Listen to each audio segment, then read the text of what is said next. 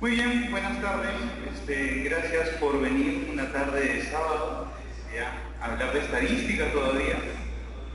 Muchas gracias. Vamos a empezar la clase de hoy, que es pruebas estadísticas con datos categóricos. En sí, los objetivos de la sesión de hoy es que ustedes, al finalizar esta sesión, puedan reconocer cuáles son las aplicaciones de la distribución chi cuadrado y puedan aplicar las pruebas correspondientes, ya sea bondad de ajuste, la prueba de homogeneidad o la prueba de independencia. Uy, ya salió un desorden. Segundo, que puedan reconocer en qué casos puede usarse la prueba exacta de Fisher, ¿ya? Y que puedan interpretar los resultados de la prueba de chi cuadrado y finalmente que puedan evaluar los supuestos necesarios para poder realizar estas pruebas. Para nosotros poder entender un poco cuándo utilizar estas pruebas estadísticas, lo mejor es siempre ponernos en algún escenario. Entonces, aprovechando que estamos en verano, posiblemente a algunos o varios de nosotros se nos puede haber cruzado esta idea por la cabeza. Imaginemos que debido a este calor, cada uno de ustedes ha decidido crear su empresa, van a vender helados por la calle, van a hacer la competencia de Onofrio, y obviamente una de las cosas que ustedes van a necesitar es elegir los sabores. ¿Qué sabores de helados van a utilizar para la venta? Si ustedes tuviesen que sospechar así, ¿cuál sería el sabor principal que ustedes así utilizarían para sus helados? ¿Qué sabores elegirían? Fresa, lúcuma, vainilla, nada más. Ya, entonces creo que vamos a tener un problema con este ejercicio. Obviamente, para poder saber qué sabores nosotros vamos a utilizar, tendríamos que preguntarle al público, saber más o menos qué es lo que prefiere el público para, en base a eso, nosotros empezar a producir los helados en mayor o menor cantidad. Entonces, alguien nos da esta información y nos dice, muy bien, si uno va a la calle, nos dice, nosotros hemos encontrado que el 80% prefiere sabor de maracuyá, hace tanto calor que prefieren algo fresco, nada con leche. Siguiente sabor, sabor peruano, leche morada. Tercero, luego está el sabor de piña, el 1%, fresa, 3%, y los otros sabores están cerca del 4%. Ahora, nosotros no tenemos ninguna fuente fidedigna de dónde salió esta información. Simplemente alguien nos mandó esta información y no sabemos si es cierto o no. ¿Cuál es el problema? ¿Cuál es la situación? ¿Qué pasa si nosotros empezamos a crear un montón de helados de maracuyá y al final nadie los quiere comprar? Hemos hecho sobreproducción y hemos gastado dinero por las puras. Entonces tenemos que corroborar de que esos valores que nos han dado son ciertos. Entonces, ¿qué clase de estudio tendría que crear o tendría que diseñar para poder corroborar si estos valores son ciertos? ¿Qué me dicen? No es necesario que me digan, no, tienen que hacer un estudio experimental o un diseño tal. Simplemente díganme qué es lo que harían, cómo lo harían.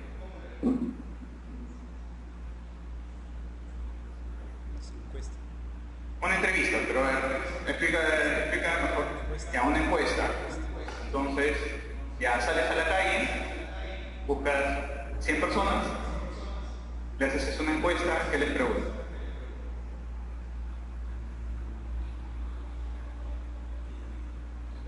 Sobre su preferencia, justamente. Ya, sobre la preferencia del helado. Si usted quisiera comer un helado, ¿de qué sabor lo preferiría? Una pregunta simple. Ya, entonces ahí estamos ante un escenario donde nosotros vamos a ir a la población y ¿cuántas muestras vamos a tomar? 1, 2, 3, 4, 5.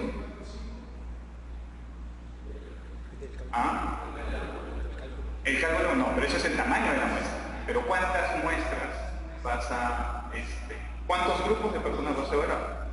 Tienes ahí una sola muestra, tienes un solo grupo, van a ser 100, 200, 500 personas, pero es solo un grupo, no vas a hacer ninguna comparación. Entonces, ¿qué prueba estadística utilizaríamos? Es en estos escenarios donde nosotros debemos utilizar la distribución chi cuadrado. Cuando nosotros hablamos de datos categóricos como los lo que nosotros vamos a utilizar, el sabor del helado. ¿Ya? La distribución que nosotros deberíamos utilizar, y por lo tanto la prueba a utilizar, tiene que ver con la distribución chi cuadrado. Ahorita vamos a ver algunas características más de eso. Segundo, lo que vamos a hacer con en este análisis es comparar. ¿Qué cosa vamos a comparar? Frecuencias. ¿Qué frecuencias? Las observadas, las que nosotros vamos a evaluar en las encuestas que he mencionado, versus las esperadas. Es lo que yo esperaría encontrar. Entonces, ¿cuál es la frecuencia que esperaría encontrar? Precisamente para el ejemplo que hemos dado, esta información ahí que nos han proporcionado acerca de los sabores. ¿Ya? Y finalmente, bueno, y como dato adicional, los valores esperados son aquellos que esperaríamos encontrar, en este caso, si la hipótesis nula es verdadera. Ahorita vamos a entrar más adelante en lo que es la hipótesis nula, pero en sí estamos diciendo cuáles son los valores que yo esperaría encontrar si la información que me dieron antes es cierta. Hablemos un poco de la distribución chi cuadrado. Ustedes ya han trabajado anteriormente con, ya han tenido la clase de Student y ANOVA, ¿verdad? Entonces, en esos escenarios, ¿con qué tipo de variables estábamos trabajando? Estamos trabajando con variables cuantitativas. Entonces, calculábamos un promedio, una desviación estándar, y la distribución, ¿de qué tipo era? Tenía que ser una distribución normal.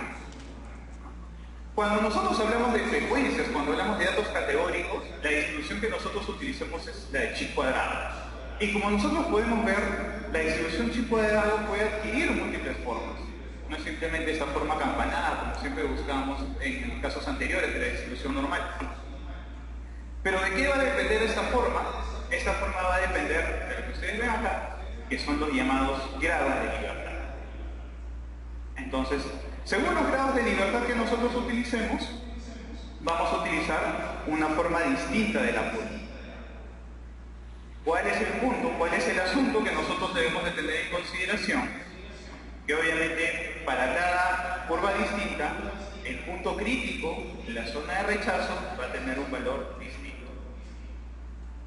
De repente hace 20, 30 años atrás, cuando el uso de las computadoras no era tan masivo, hubiésemos tenido que sufrir buscando la tabla adecuada, el gráfico con los grados de libertad adecuados para encontrar nuestro punto crítico, calculando su valor P y demás. Ahora, por suerte, las computadoras nos ayudan en eso y esto simplemente lo tienen que recordar así como que conocimiento para saber qué es lo que estamos haciendo. La mayoría de los cálculos no los vamos a realizar, al menos no manualmente, porque vamos a tener la ventaja precisamente de los programas estadísticos. Lo que habíamos dicho es que íbamos a trabajar, con lo que nosotros vamos a trabajar es con una comparación de valores observados y valores esperados. Y entonces, ¿cómo vamos a hacer esa comparación? Precisamente el estadístico, en nuestro valor de chi cuadrado, va a ser resultado de la sumatoria de nuestro valor observado dentro de la muestra menos el valor que nosotros hubiésemos esperado encontrar, eso elevado al cuadrado, dividido por el valor que nosotros esperamos encontrar. Para cada una de las observaciones, para cada una de las categorías, nosotros deberíamos hacer eso y de ahí nosotros sacamos nuestro estadístico de Prema, nuestro estadístico chi cuadrado.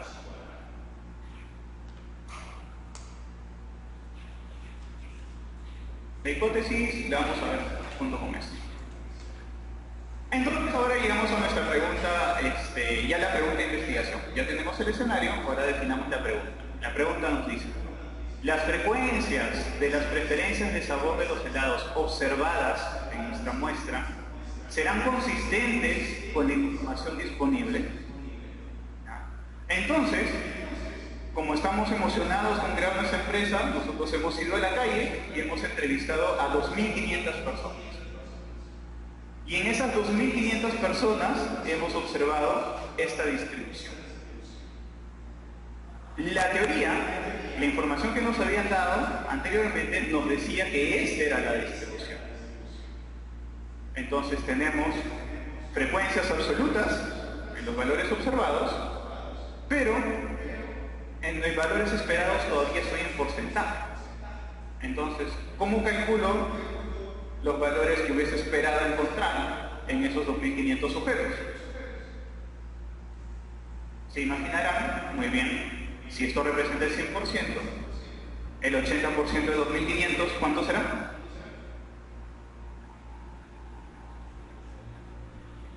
Vamos a ver. Bueno, antes de pasar esto. ¿El 80% de 2.500 cuánto será?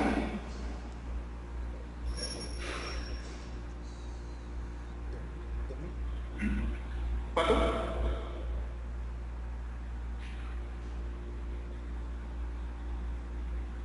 2.000 sujetos. Ya. Entonces, eso es lo que vamos a hacer más adelante. Obviamente, pero antes de pasar a eso, si nosotros tenemos una pregunta, como estamos en estadística, lo siguiente que tenemos que hacer es plantear las hipótesis. Y como estamos en estadística, ¿cuántas hipótesis tenemos? 2. ¿Cuáles son? La hipótesis nula y hipótesis alternativa, como la quieran llamar. ¿Cuál es la característica más importante de la hipótesis nula? ¿Quién nos dice? La igualdad. Muy bien. Y en este escenario, entonces, ¿dónde está la igualdad? ¿Qué cosas deberían ser iguales?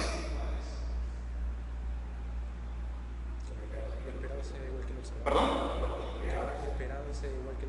Muy bien. Que los valores observados en la muestra, en nuestra encuesta, sean iguales a las que yo esperaría encontrar según la teoría. Entonces, ya poniéndolos en el contexto, entonces, diríamos que nuestra hipótesis nula es que las frecuencias observadas de las preferencias de sabor de helado van a ser iguales a las del reporte que nos habían entregado anteriormente. Entonces, ahí está la igualdad. ¿Y cuál sería entonces la hipótesis alternativa?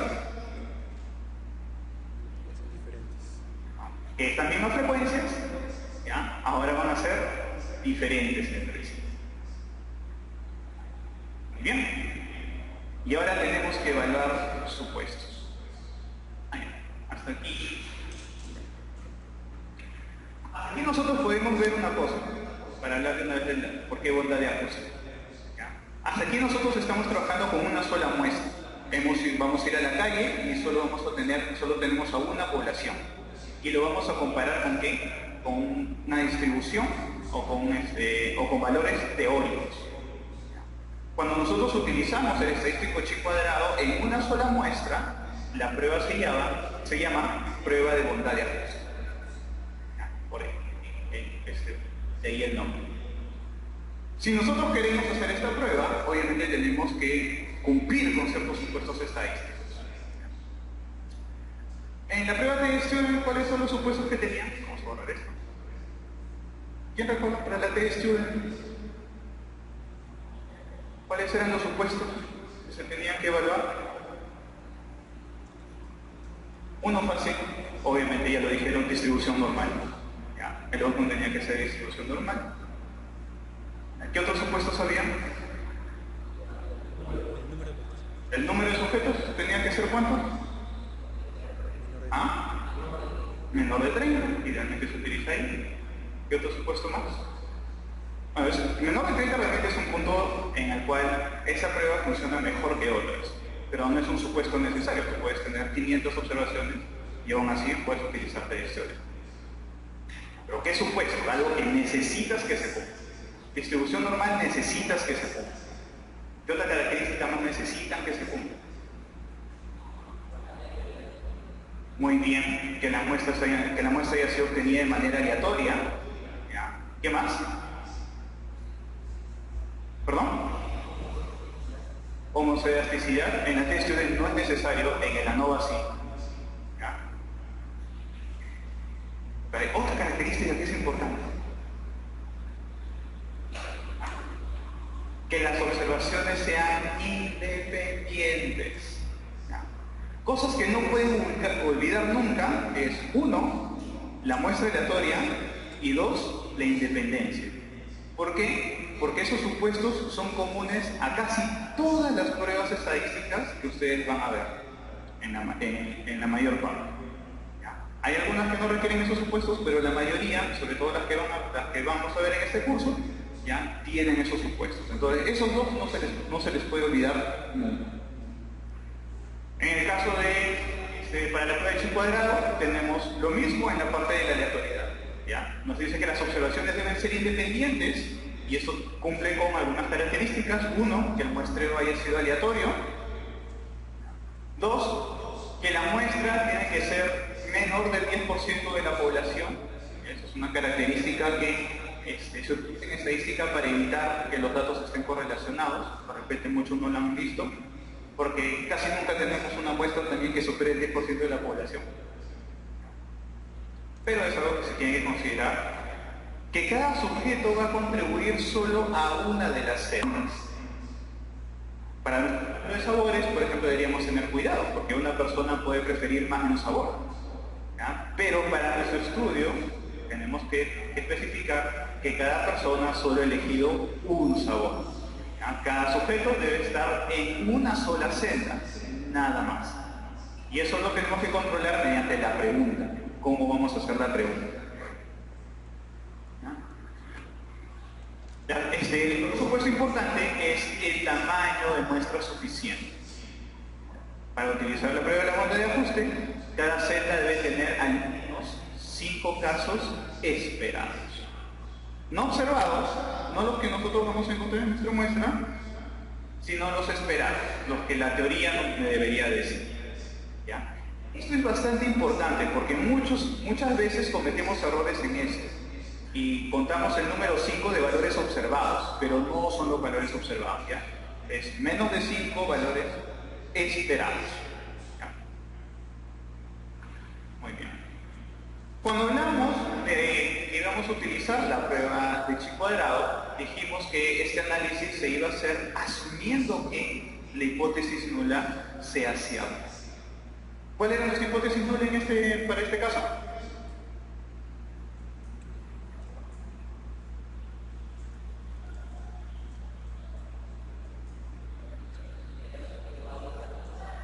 Que los valores esperados van a ser iguales a los observados. Los valores de los sabores de helado en este caso. Entonces, tengo que saber cuáles eran mis valores esperados. Y entonces ahí es donde hacemos el cálculo. Entonces, si yo voy a entrevistar a 2.500 personas y es cierto que el 80% prefiere el sabor de maracuyá, entonces de esas 2.500, 2.000 me deberían responder que prefieren maracuyá. 300 me deberían responder que les gusta el chicha morada. 25 me deberían responder que les gusta el sabor de piña. 75 me deberían decir que les gusta el sabor de fresa. Y los otros 100 me deberían decir cualquier otro sabor. Entonces, eso es lo que me dice el valor teórico. Entonces, es lo que tenemos acá. Y entonces, ahora que ya tengo los valores esperados, los que yo esperaba encontrar, ahora los voy a contrastar con los valores que observé.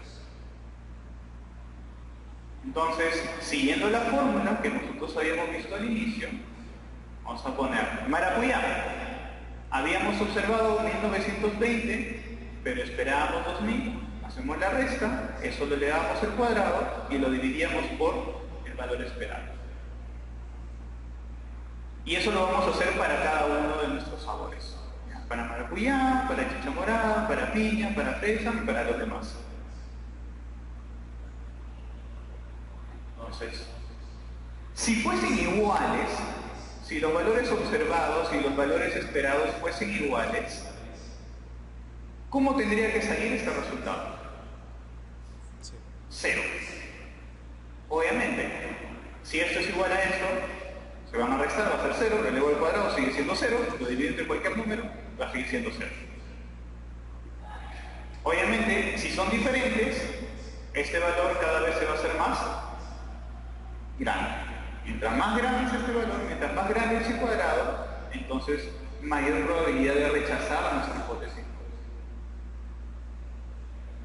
Entonces, hacemos el cálculo y nos dice que nuestro estimado de chi cuadrado es 22.083. Y ahora hay que decirlo. Muy bien. Dentro de mi distribución, dentro de los gráficos que habíamos visto, ahora tenemos que elegir el gráfico ideal. Hemos dicho que la distribución o la forma de distribución iba a depender de los grados de libertad. Y en una prueba de bondad y ajuste, ¿cómo se calculan los grados de libertad? Simplemente contando el número de celdas y restándole 1. Entonces, ¿cuántas celdas teníamos? Como era una sola muestra, en el grupo de comparación, teníamos la celda del maracuyá, de la chicha, piña, fresa y otros. 5 menos 1, 4.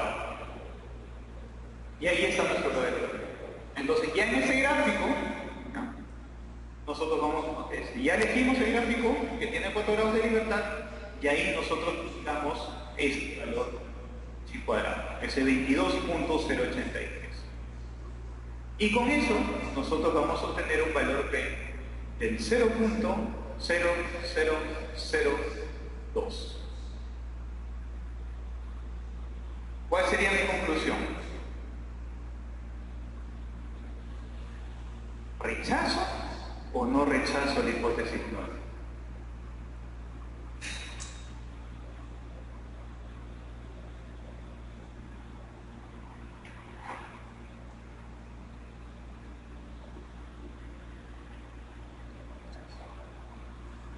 ¿Cuándo se rechaza la hipótesis nueva?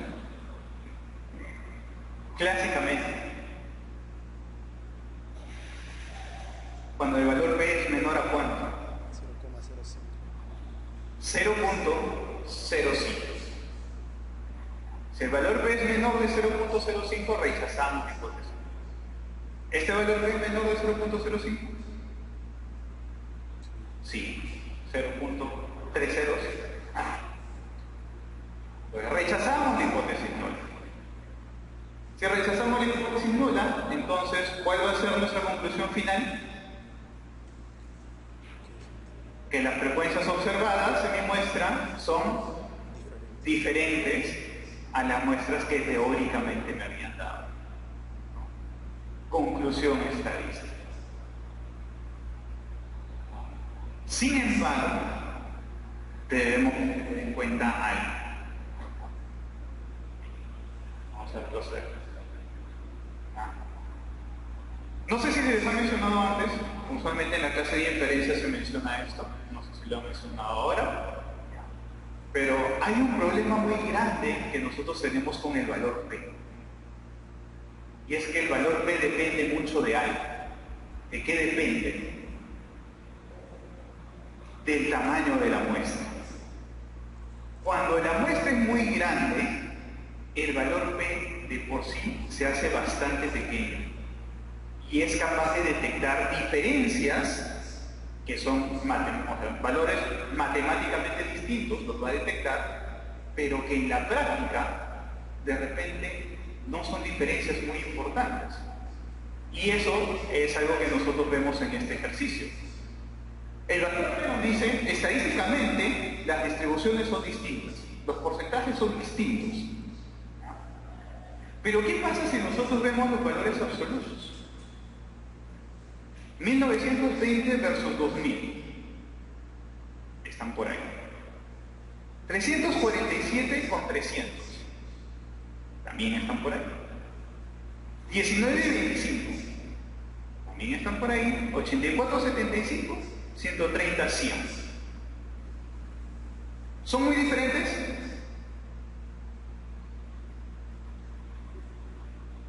De repente no. De repente tú como empresario vas a decir, no, realmente para mí son muchos. 80 helados, de repente me voy a equivocar, voy a gastar mucho. De repente en otro escenario, estas diferencias de 80, 40, 6 sujetos, de repente no son tan grandes. Y de repente la diferencia, clínicamente, en la práctica, de repente ya no son tan importantes. Ese es un ejemplo que me gusta poner precisamente para enfatizar ese punto. Tengan bastante cuidado al momento de interpretar el valor P. Es cierto, la conclusión va a seguir siendo la misma. Estadísticamente, 1920 es diferente de 2000, 347 es diferente de 300 y los demás. Estadísticamente es diferente, pero en la práctica, lo que llamamos biológicamente hablando, ¿ya?, no necesariamente van a ser muy diferentes. Entonces, tenemos que tener bastante cuidado cuando nosotros hagamos esas conclusiones. Entonces, tenerlo en mente. Muy bien, entonces lo que hemos hecho ahorita es un simple ejercicio de cómo hacer un análisis para datos categóricos de una sola muestra. ¿Lo entendieron?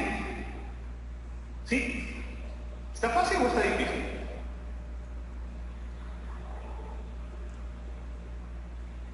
¿Lo entendieron? Ya. Ahora, ¿está fácil o está difícil? Porque pueden entenderlo y pensar que está difícil. No hay ninguna contradicción ahí. Si lo entendieron, bien. Si piensan que está fácil, excelente. Porque si pueden hacer esto, pueden hacer cualquiera de las otras pruebas. Pueden hacer la de homogeneidad y pueden hacer la de independencia. ¿Ya? Y se lo voy a demostrar ahorita pasando al segundo escenario. ¿Ah? Seguimos en con nuestro emprendimiento, seguimos con nuestra empresa de helados. ¿Ya? Y durante la primera semana ya empezamos a vender. Y dice, su equipo de venta le comenta que las preferencias de sabor difieren entre los niños y los adultos. Si es así, si en verdad hay diferencias, entonces la distribución de sabores para la venta debería ser diferenciada. Si me voy a lugares donde hayan niños, debería tener los sabores que les gustan a los niños. Y si voy a estos lugares, como en las salidas de los trabajos o en los gimnasios, de repente debería tener estos sabores más preferidos por los adultos. Nuevamente, una cuestión también de negocio, tratar de darle la aplicación a este análisis. ¿Cómo diseñarían su estudio para poder averiguar si las preferencias son distintas entre niños y adultos? ¿Cómo diseñarían el estudio ahora?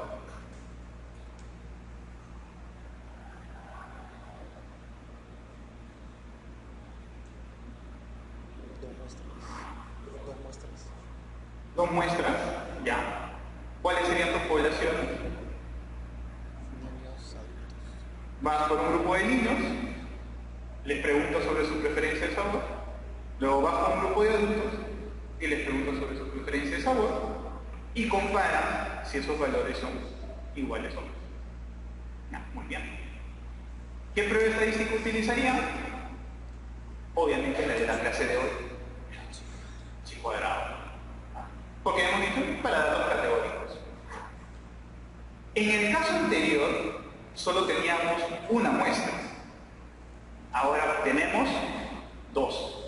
Tenemos a los niños y tenemos a los adultos. Los vamos a comparar.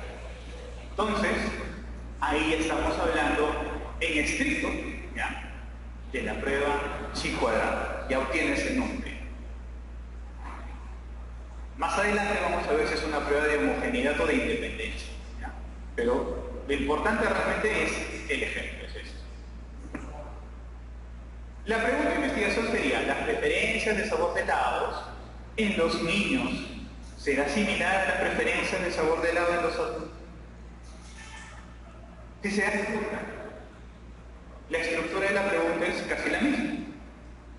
En el escenario anterior era una muestra versus un conjunto de valores teóricos, y la única diferencia es que aquí ya estamos hablando de dos muestras.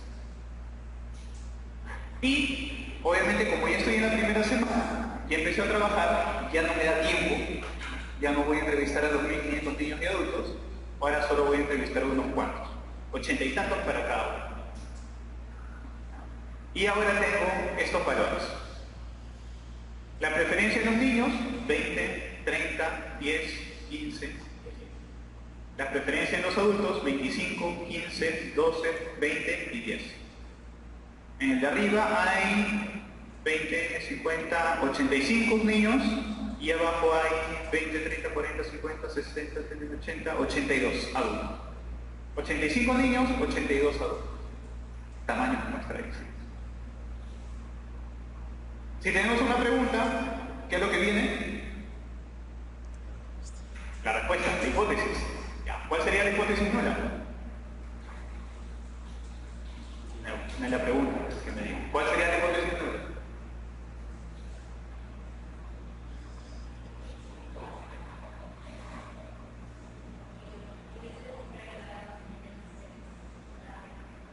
Muy bien. Ya que la preferencia de sabor de helado en los niños va a ser igual, va a ser similar a la que nosotros vamos a encontrar en los adultos. Siempre, para mí en la práctica, siempre les recomiendo de que hagan la oración completa. Si les preguntan por hipótesis y dicen, la hipótesis es que son iguales. Pero ¿qué cosa es igual? Tenemos que estar seguros de que estamos comparando. Pues si damos la oración completa no vamos a tener problema. Y obviamente si ya tenemos la primera oración completa, entonces ¿cuál sería la hipótesis alterna? Lo mismo, solo que en vez de decir que son iguales, decimos que estas preferencias son diferentes. Supuestos. ¿Cuáles son los supuestos que habíamos dicho que no se deben olvidar nunca? Que las observaciones son independientes y que la muestra ha sido obtenida de forma aleatoria. No se olviden, esos 10 minutos que yo estoy explicando. Supuestos, los mismos. Supuestos, los mismos. Vamos a estar casi siempre en el mismo escenario. Vamos a tener una observación acá, cuando hablemos de la prueba exacta. Pero en sí la recomendación para toda prueba de H cuadrado es que cada celda debe tener al menos 5 sujetos esperados. 5 casos esperados. Y ahora, en el caso anterior era fácil. Teníamos una distribución teórica y tratábamos de calcular el esperado. Pero ahora que son 2 muestras y ahora que no tengo distribución teórica, ¿cómo calculo los valores esperados? Ahí es la pregunta. Es lo que tenemos diferente ahora. Entonces, ¿cómo se calcula? Primero, tenemos que colocar los valores en una tabla de contingencia. Una clásica tabla de doble entrada. En inglés, R por C. En español, M por N. ¿Ya? Palabras completas, filas por columnas. Y los valores esperados se van a obtener para cada una de las observaciones, para cada una de mis celdas dentro de esta tabla. ¿Cómo se obtiene? Para cada celda, agarro el total de esa fila, lo multiplico por el total de esa columna, y eso lo divido entre el total de la población. Ese es el punto diferente en el cálculo. Veamos. Estos son mis valores observados. Ya lo habíamos visto en la tabla anterior. Entonces, si para el sabor de maracuyá yo quisiera calcular su valor esperado, que me lo maracuyá en los niños, tendría que multiplicar las filas. Entonces, ¿cuánto suma el total de las filas? ¿Qué habíamos dicho? 85. Más fácil, ¿cuánto suma el total de la columna?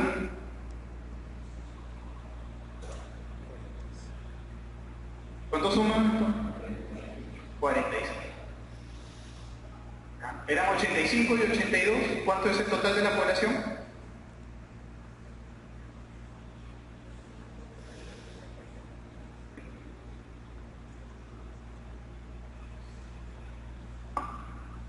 ¿85 y 82?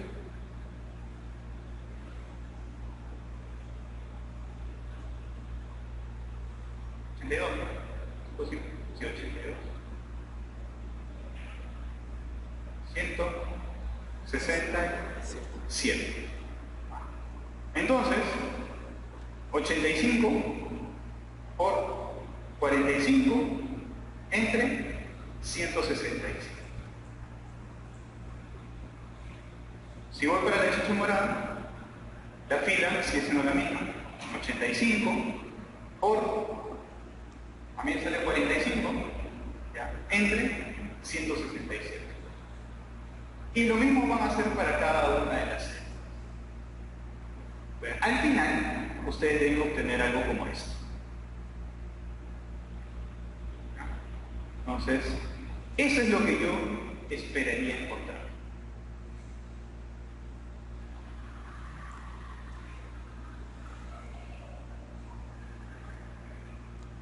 Si alguien se quiere dar el trabajo, ya, yo salgo de la presentación, quizá lo debí dejar. Si ustedes calculan la distribución, ya, estos son los valores esperados, son valores absolutos, por más que sean decimales. Si lo convertimos en porcentaje, ustedes se dan cuenta que la distribución que ustedes ven acá va a ser igual a la distribución que va a estar aquí abajo. ¿Y qué significa que las dos distribuciones sean iguales? Obviamente que los valores que yo voy a esperar, que lo que voy a que las distribuciones en ambos grupos son iguales. Lo mismo que estábamos planteando en nuestras hipótesis. Y ahora hacemos el cálculo. El cálculo es igual a lo que ya habíamos visto antes. Vamos a ver el de maracuyá. Observado para los niños 20, esperado 22.9. Y el siguiente creo que puse en la lista fue 30. Observado 30, esperado 22.9. Entonces, ya había puesto la tabla ahí.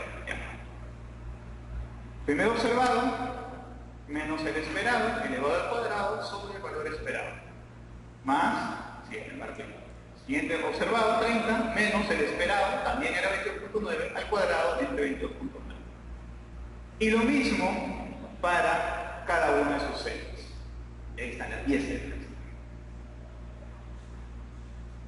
Como les decía, hace 30 años atrás, imagínense desde la chamba, a la puesta con su calculadora, sería solo, sino manualmente.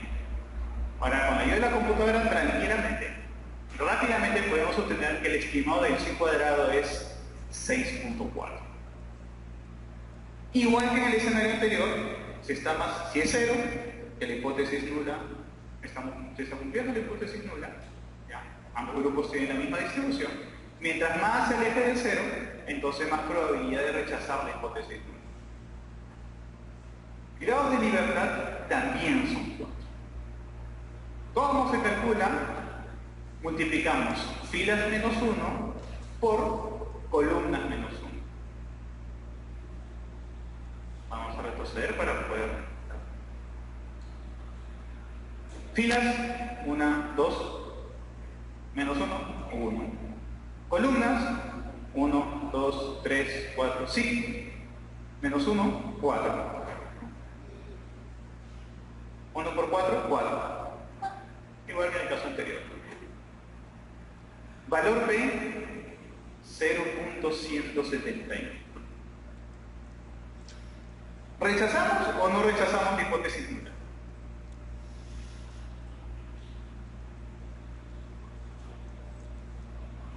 ¿Qué me dicen?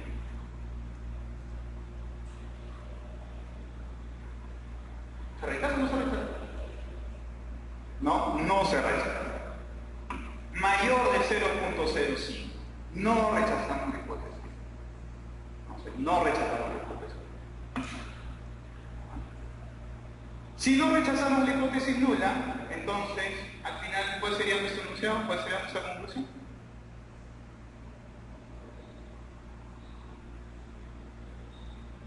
¿Cuál sería nuestra conclusión? No me digan que son iguales. La oración completa.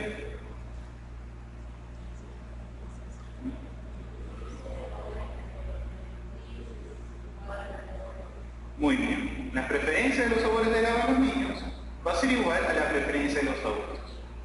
En términos prácticos, ¿qué significa? Llena todas tus cajas igualito y donde vayas, vende igual de la misma forma. No necesitas hacer una distinción dependiendo del lugar donde vas a vender. Aplicación práctica. Todos los años cambio el ejemplo, pero los números siempre se mantienen iguales.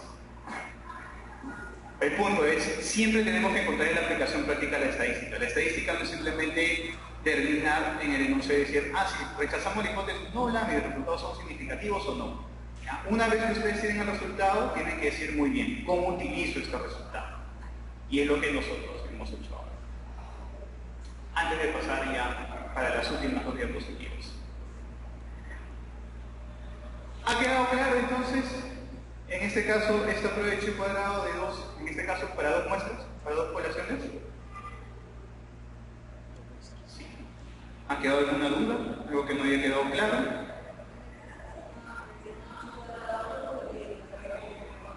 ¿Cómo?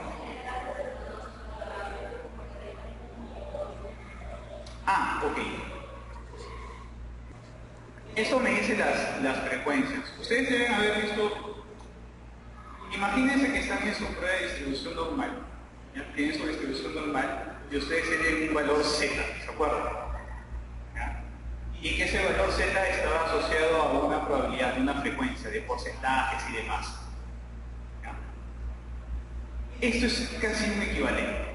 Entonces, en vez del valor Z, nosotros vamos, lo que nosotros estamos calculando es el valor chi cuadrado, que son estos valores que ustedes ven acá.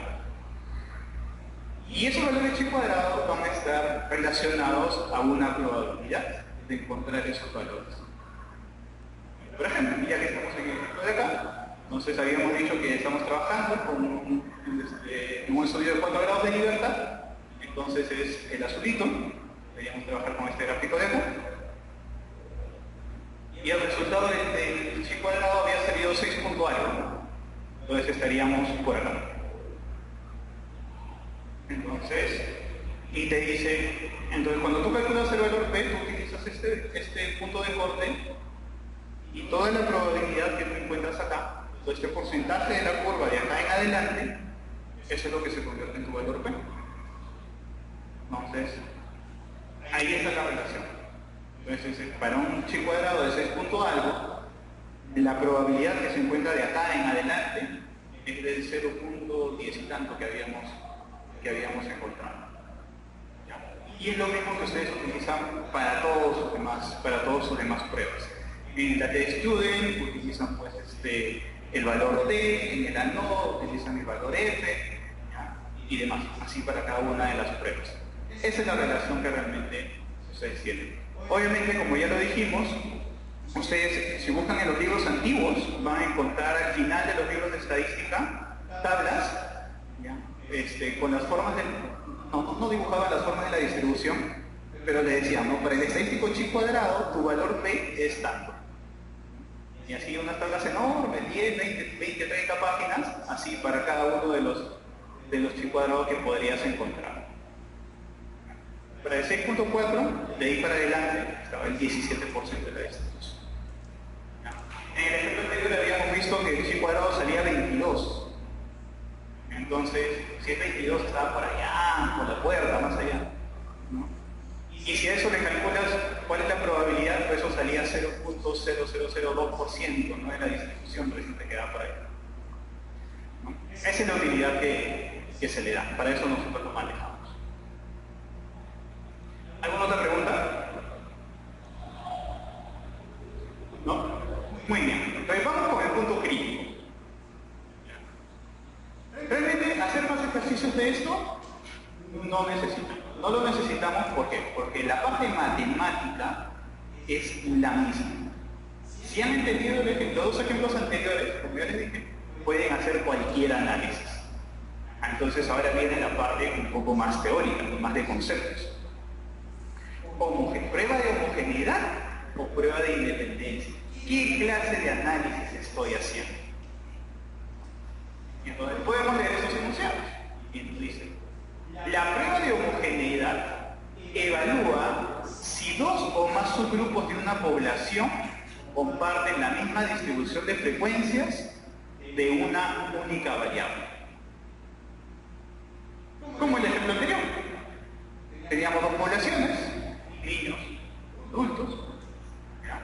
Y teníamos una única variable a evaluar en ellos, que era cuál era el sabor de su preferencia. Entonces queríamos comparar si la distribución en un grupo era igual a la del otro grupo. ¿Ya? Prueba de homogeneidad.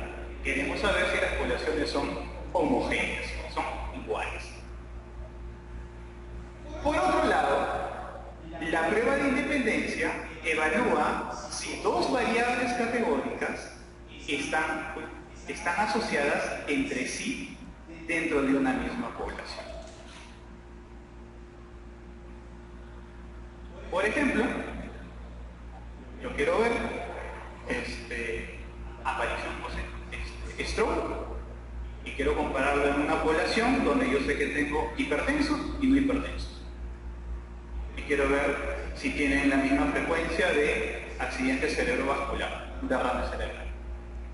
Son dos variables categóricas, hipertenso sí o no, derrame vascular, derrame cerebral sí o no. Son dos categóricas y quiero ver si hay asociación entre ambas. La tabla que se forma es igualita, una tabla de doble entrada, el cálculo matemático es igualito, observados menos esperados, todo igualito. Y va a ver que todo se calcula. Pero esa es la diferencia. Y ahí la pregunta del millón. ¿Quedó clara la diferencia? ¿Alguien me está mintiendo? Me dice que sí. Y me dicen los demás. Realmente esto es difícil. Y no es tanto difícil de entender. Realmente es difícil de reconocer en la práctica. ¿Por qué? Porque alguien me puede decir, oye, pero te estás equivocando, porque niños y adultos también es una variable. Entonces, en los dos tienes dos variables, y en los dos estás haciendo un análisis, y si la matemática es igualita, entonces, realmente, ¿dónde radica la diferencia? Yo les puedo responder, si les parece que ambas son iguales, entonces están casi en lo cierto. ¿Cuál es la diferencia? ¿Dónde radica la diferencia? En el objetivo del estudio y por lo tanto en el diseño. En el ejemplo que nosotros hemos trabajado ahorita, nosotros no queríamos ver si había una asociación entre la edad de la persona y la preferencia del sabor. Esa no era nuestra meta. Nuestra meta era saber si las preferencias en ambos grupos eran iguales o no. Ahí donde estoy, ¿en una prueba de independencia o en una prueba de homogeneidad? Solo quiero saber si las distribuciones son iguales entre dos grupos. Ahí ya les soplé. Sería una prueba de homogeneidad. La matemática es tal cual hemos visto, pero estamos ante una prueba de homogeneidad. Queremos ver si dos poblaciones son iguales o no. Tomemos el ejemplo verbal que hemos visto hace un rato. Yo quiero ver si la presión arterial o el ser hipertenso o no está asociado a una mayor o menor frecuencia de derrame cerebral. ¿Ahí qué estoy haciendo con las variables? Estoy buscando una asociación. Entonces, ahí en ese escenario, ¿qué prueba utilizaría? ¿Estoy utilizando una prueba de homogeneidad o estoy utilizando una prueba de independencia? En ese caso, estaría utilizando una prueba de independencia. Si quieren encontrar diferencias más allá de eso, créanme que va a ser mucho más difícil que la puedan encontrar. No es fácil de reconocer. Como ya les dije, todo el trasfondo, toda la matemática, todo el cálculo, todo análisis que ustedes puedan hacer en la computadora va a ser exactamente igual. La diferencia está en el objetivo. Y si ya han tenido todos los cursos antes de esto, en lo que se refiere al diseño de investigación, el objetivo al final descansa en la pregunta de investigación. Tienen una pregunta clara, saben exactamente a dónde quieren llegar, entonces reconocer entre homogeneidad e independencia va a ser fácil. Si esa parte no la tienen clara, entonces eso sí podría dificultarles un poco a reconocer qué clase de prueba es. Académicamente esto puede ser un dolor de cabeza, en la práctica diaria una prueba hecho cuadrado y asunto solucionado. Obviamente estamos hablando estrictamente de la práctica, pero si queremos de repente entrar en una discusión más detallada sobre esto, sí debemos de reconocer. Otra diferencia que algunos mencionan acerca de homogeneidad e independencia, que realmente en lo personal no me parece tanto así, dice que en el diseño, si yo quiero comparar poblaciones, mi muestra debería ser seleccionada de forma independiente para cada una de las poblaciones. En el ejemplo anterior, voy al grupo de niños, de todos esos niños saco una muestra, el grupo de adultos, de todos los adultos saco una muestra. Dicen que si lo haces así es homogeneidad. ¿Y cómo es independencia? Allá, vas a una población, sacas al azar de toda la población y ya de una vez que tienes tu muestra, ahí recién preguntas o ahí recién averiguas quiénes son niños y quiénes son adultos. Dicen que si lo haces así es una prueba de independencia. No estoy tan de acuerdo, prefiero manejarlo en base a objetivos porque así es mucho más fácil de reconocer. Ahí tienen otro dato de información. Entonces, las diferencias entre homogeneidad e independencia, ¿ha quedado ok? Ahora sí, más o menos ha quedado un poco más claro. Sí, ya le pueden discutir a alguien que no puedo usar. Ya. Muy bien. Entonces vamos con lo último. La prueba exacta de Fisher. ¿Cuándo utilizamos la prueba exacta de Fisher? La prueba exacta de Fisher también es para variables categóricas. Nominales, obviamente. Y la característica principal es que es más acertada que la prueba de chi cuadrado cuando los valores esperados son pequeños. Recuerden que nosotros teníamos que hacer un cálculo del chi cuadrado. Observado menos esperado cuadrado sobre el esperado. Eso ya lo conocemos, eso ya lo hemos visto. Pero cuando los números son muy pequeños, se dice que este cálculo de la forma tradicional no es tan exacto, no es tan preciso. ¿Ya? Obviamente, puede llegar a tener ese error. Cuando tenemos tamaños de muestra pequeños, realmente tenemos ese problema, no somos tan exactos.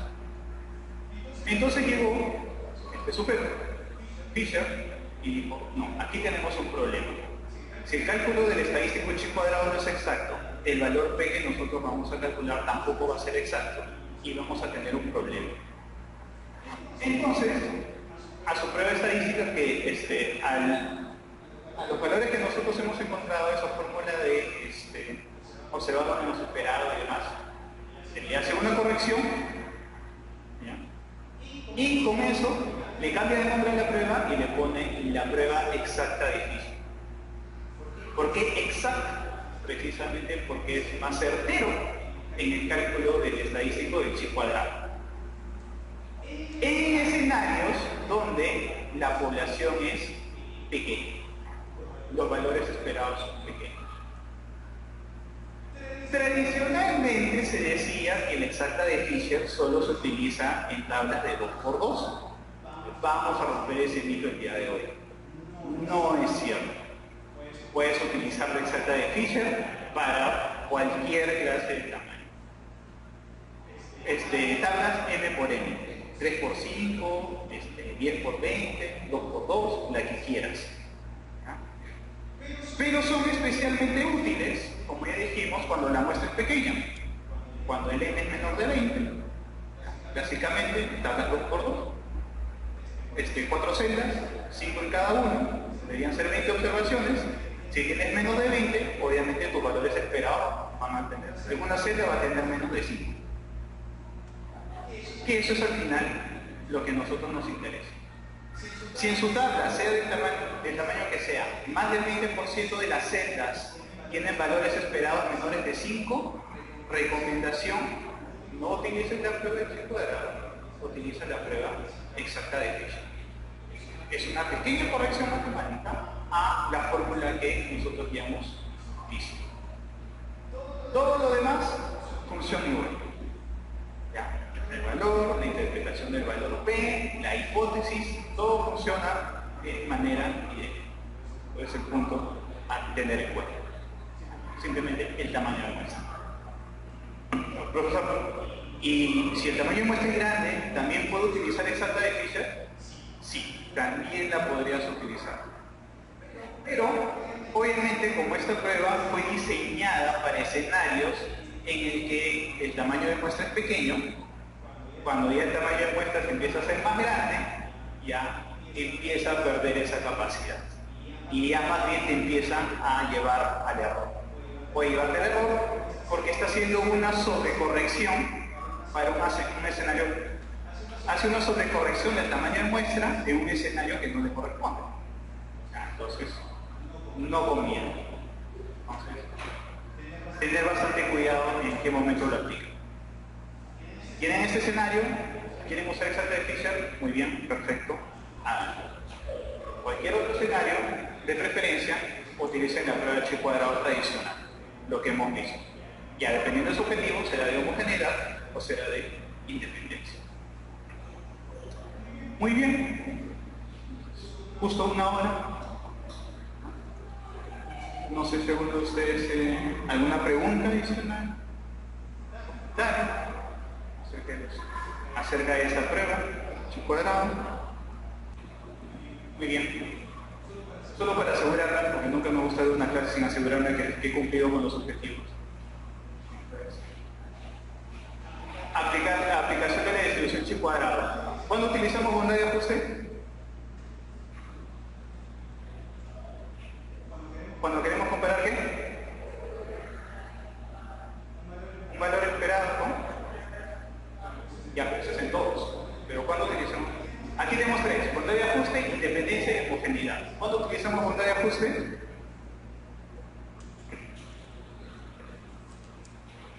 Si no me responde, tenemos una hora, podemos volver a hacer la clase.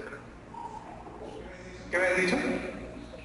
Muy bien. Bondad de ajuste cuando tenemos una sola muestra, ¿ya? Y lo comparamos contra una distribución teórica. Muy bien. ¿Cuándo decimos que, cuándo utilizamos la prueba de independencia? Cuando el objetivo es ¿qué? Buscar asociaciones.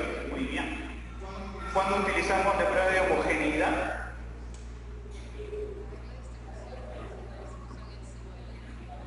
Para ver si las distribuciones son iguales en dos poblaciones. Muy bien. Evaluar los supuestos necesarios para la prueba de chi cuadrado. ¿Cuáles serán los supuestos? Los dos supuestos universales, que son por más fácil. Muestra aleatoria y observaciones independientes, y esas son las universales. ¿Cuáles son las propias del chi cuadrado? N menor a 10. N menor a 10. Ya, la muestra tiene que ser menor al 10% de la población. ¿Ya? Y la última, la que tenía que ver con lo que hemos visto del Exact Fisher. Todas las celdas deben tener valores esperados del menos 5, en vez de 5. Los supuestos de chi cuadrado, no se olviden. A diferencia de los escenarios anteriores donde podíamos hacer pruebas para evaluar los supuestos y nos acordábamos más, en el chi cuadrado prácticamente es un checklist nada más, ¿no? Ya está, si cumple, si cumple, si cumple. Ya, no hay mucho que, no hay una prueba estadística que evaluar. Ya. Interpretar los resultados del chi cuadrado, bueno, eso tiene que ver mucho con las hipótesis. ¿Ya? En una prueba clásica, ¿ya? Independencia u homogeneidad. Si rechazamos la hipótesis nula, ¿cuál sería nuestra conclusión? En una prueba de homogeneidad. ¿Ya? Si rechazamos la hipótesis nula en una prueba de homogeneidad, ¿cuál sería la conclusión?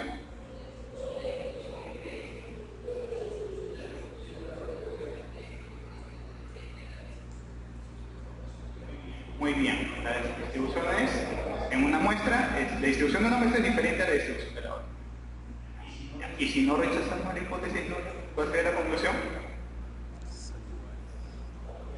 Que la distribución de una muestra es igual a la distribución de la otra muestra. Ya, muy bien. Perfecto. ¿En qué casos utilizamos la Exact Fisher?